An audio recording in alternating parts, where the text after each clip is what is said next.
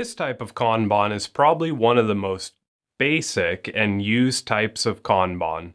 The card is used in manufacturing and software development to trigger production.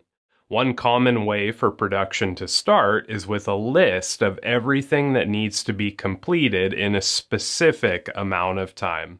A workstation then provides a production Kanban to an area requesting the types of materials or tasks they need produced. This signals the production system to start. The production Kanban will direct the sequence of production so the process is not mixed up. In addition to this, the production Kanban will explain key details such as the quality and quantity of the things that need to be produced. Let's look at another example.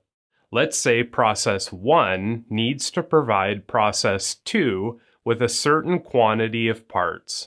To start, a production Kanban will be taken and placed on a board, in a dispatch box, or some other type of tool to visually manage your Kanban demands.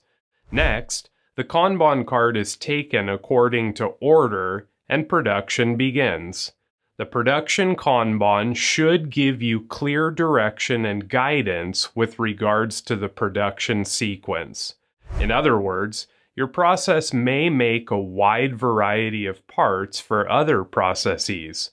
The Kanbans should be produced in the order that they are placed on the board or in the dispatch box. Once production is complete, according to the Kanban, it is then reattached and moved to an outbound point where the next process step can come and retrieve the needed items. As you can see, the production Kanban triggers the production of only items that are needed. This keeps the lines full and works only on the pull of actual demand. This is a major difference than the traditional push system, as the pull approach using production Kanbans controls the supplying process rather than by a schedule. In this manner, the supplying process only produces what the customer process actually used, and the two processes become linked together in a customer and supplier relationship.